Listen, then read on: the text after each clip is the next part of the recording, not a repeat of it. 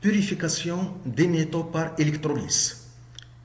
Le cuivre, utilisé pour la fabrication des conducteurs électriques, doit être pur à 99,99%.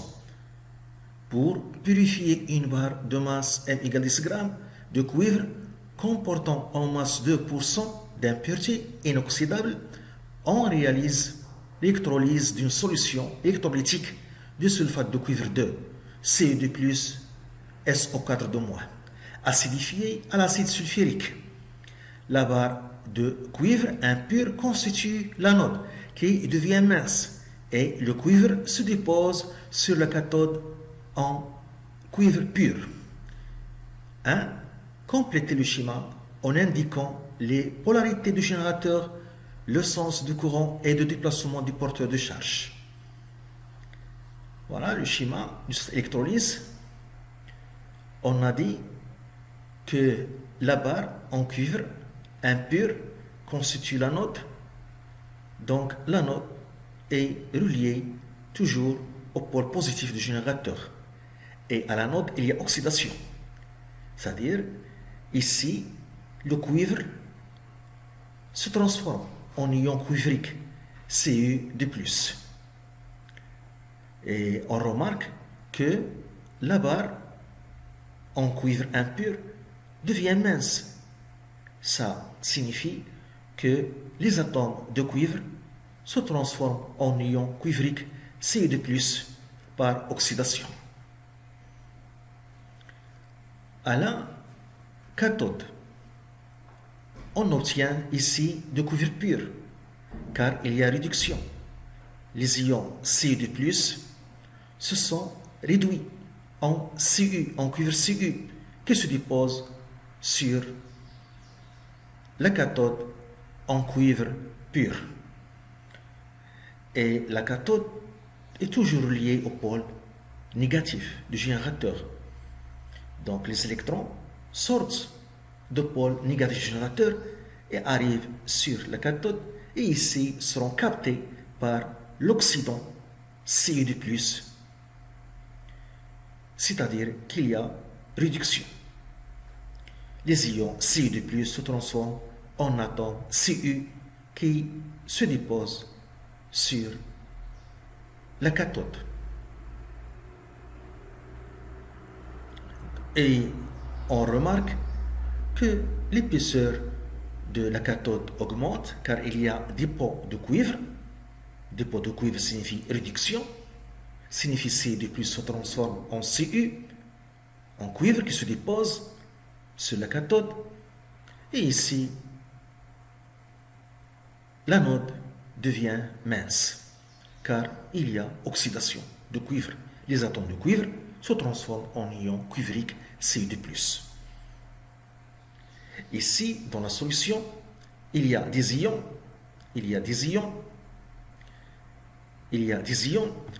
les cations se déplacent vers la cathode, qui sont CuD+, et les anions, les ions négatifs, SO4-, se déplacent vers l'anode. À l'extérieur de l'électrolyseur, il y a déplacement des électrons. 2. La transformation chimique est-elle spontanée ou forcée? Justifiée. L'électrolyse est une transformation chimique forcée toujours. Elle est forcée par le générateur, car le générateur fournit l'énergie nécessaire pour que l'électrolyse se produise, pour que ces réactions que nous avons dit à la cathode et à l'anode se produisent. Donc le système chimique reçoit de l'énergie du générateur. 3. Écrire les équations des réactions qui se déroulent aux électrodes. 4. En déduire l'équation de la réaction de l'électrolyse. 5. La concentration en ion cuivre de la solution électrolytique varie-t-elle au cours de l'électrolyse justifiée? 6. Quelle est la durée de l'électrolyse si l'intensité du courant est maintenue à la valeur E égale 2 ampères? Et on donne la masse molaire du cuivre, 63,5 g par mol, et la constante de Faraday, 96 500 coulombs par mol. à 1 le schéma de l'électrolyse.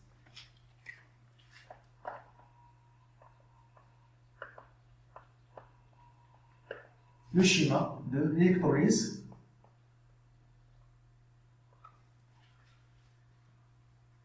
On a ici le schéma. On a dit que la barre en cuivre impur constitue l'anode. L'anode est toujours liée au pôle positif du générateur. Ici, le pôle négatif. Et le pôle négatif sort des électrons. Les électrons sortent du pôle négatif et arrivent à la cathode qui est le cuivre pur. À la cathode, cuivre pur, et à la cathode, elles seront captées par les ions Cu+, par réduction. Toujours, à la cathode, il y a réduction. C'est pourquoi l'épaisseur de la cathode augmente, car les ions Cu+ se transforment en atomes Cu de cuivre. Donc, il y a des pots de cuivre sur la cathode.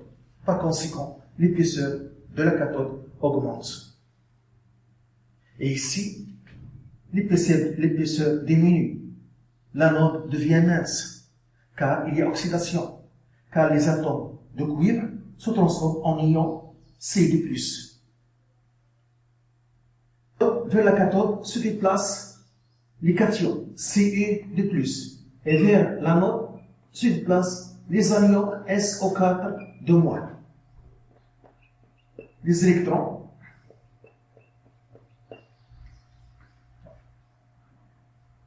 alors ici, il y a des impuretés qui ont été dans la barre en cuivre impur, qui tombent ici au fond ou restent en suspension dans la solution. Deuxièmement, la transformation chimique. La transformation chimique. On a dit qu'il est forcé. Et forcé. Car le système chimique reçoit de l'énergie fournie par le générateur. Car le système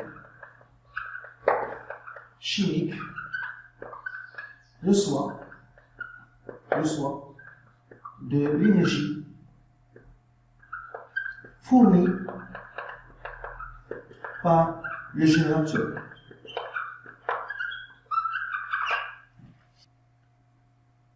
Troisièmement, les demi-équations électroniques.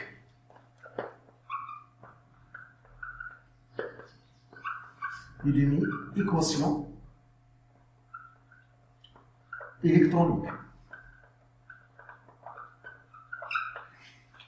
Donc, à la cathode, il y a réduction, toujours. Il y a réduction. Et ce sont les ions Cu2+, les cations Cu2+, qui se sont réduits en Cu, qui se déposent sur la cathode. À l'anode, il y a oxydation.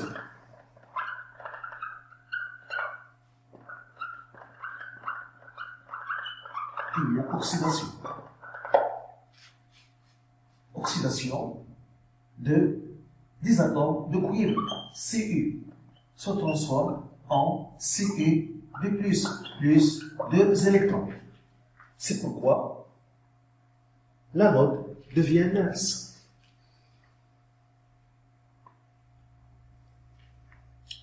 Quatrièmement, l'équation de l'électrolyse.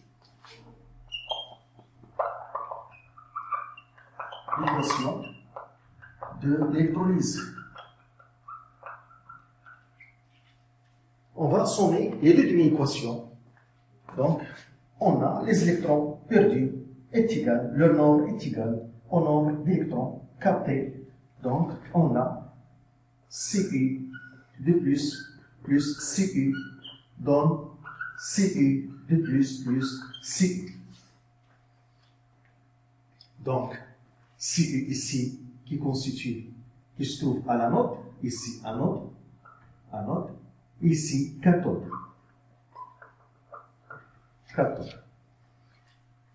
Donc, d'après cette équation, c'est comme si on a le cuivre se déplace de l'anode à la cathode. Donc, d'après l'équation, il est équilibré. Lorsqu'il disparaît une mole, il apparaît une mole. Et c'est pression 1, et c'est pression 1. Lorsqu'il disparaît 100 moles, il apparaît 100 moles de C de plus. Lorsqu'il disparaît 1000 moles de C de plus, il apparaît 1000 moles de C de plus. Car ici on a 1, ici 1. Donc, la quantité des ions C de plus qui disparaît par la réduction est égale à la même quantité qui apparaît. Donc, la concentration en ions C de plus ne varie pas.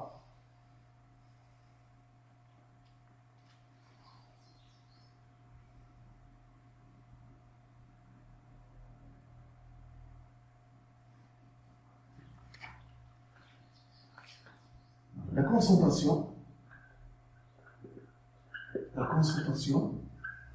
en la solution en ion C de plus de la solution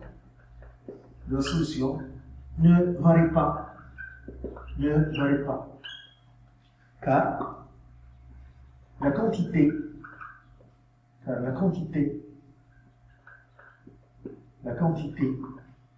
qui disparaît par réduction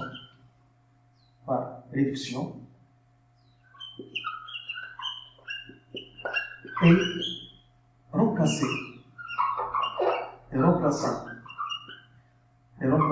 par la même quantité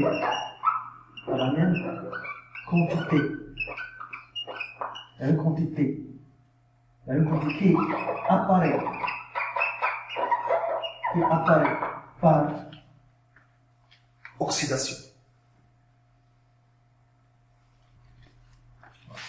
Qui apparaît par oxydation.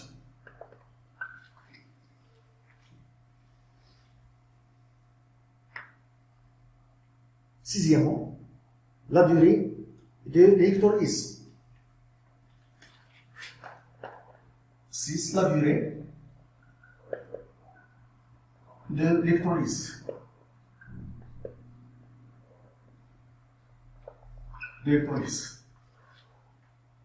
Ici, on doit construire le tableau d'avancement. On construit le tableau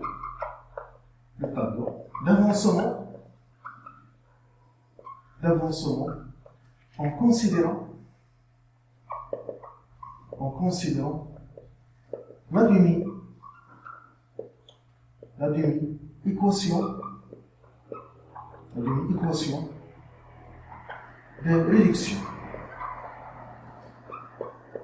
de réduction.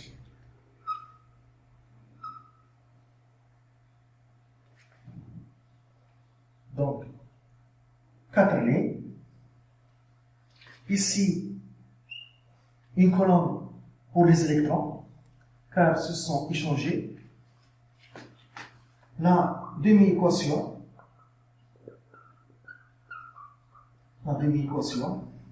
est un avancement initial, intermédiaire,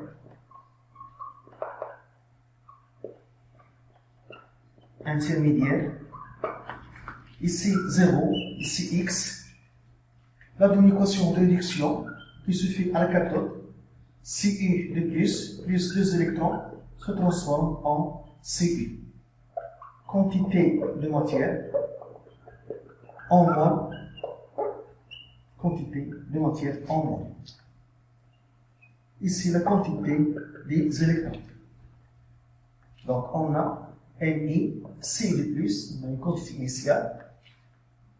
Donc à la cathode, la quantité initiale à la cathode où se passe la réduction, donc c'est 0. Ici. Donc ici, Mi, Si de plus, moins X. Ici, X. Pour les quantités d'électrons échangés, 0, l'état initial, et le coefficient stoichiométrique des électrons I2, donc 2x ici.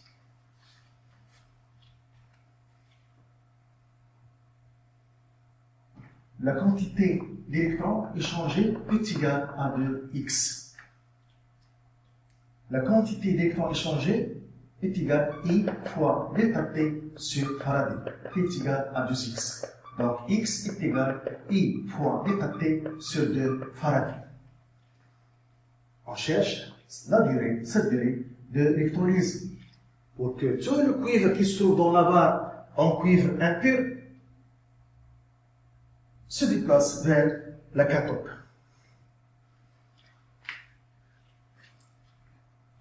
Donc ici, et on a aussi que la quantité de Cu qui se dépose sur la cathode, c'est X, qui est égal à I fois delta T sur 2 Faraday. Et Cu, c'est N sur grand N, qui est égal à I fois delta T sur 2 Faraday. Donc delta T qu'on cherche, elle est égale à pi N sur grand N fois 2 Faraday sur I. Maintenant, quelle est la masse de cuivre qui s'est déposée sur la cathode? Donc, la masse de cuivre N est égale à la masse de la barre, qui est égale à 10 grammes, moins la masse des impuretés, N'. La masse des impuretés, N'. Et on a dit que les impuretés représentent 2% en masse. Donc, N' est égal à 2 sur 100 fois 10, qui est égal à 0,2 grammes. Donc, c'est la masse des impuretés dans la barre. Donc, la masse de cuivre qui sera déposée sur la cathode pure est égale à 10 moins 0,2, qui est égal à 9,8 grammes. Donc, delta T, application numérique, est égal à 9,8 sur la masse molaire, 63,5, fois 2F, 96 500 F, la constante de Faraday, sur I de ampère. Donc, on trouve delta T est égal à 14 893 secondes. On va la convertir en E, donc je dois diviser par 3600 pour trouver les heures. Donc, delta T, cette valeur divisée par 3600, donc on trouve 4,14 heures. Donc, il y a 4 heures. Et 0,14 heures sera transformé en minutes. Donc 0,14 fois 60. Dans une heure, il y a 60 minutes. Donc 0,14 fois 60, donc on trouve 8 minutes. 8 minutes, virgule. 0, donc 0, sera transformé en secondes. 0, minutes sera transformé en secondes. Donc fois 60, on trouve 24 secondes.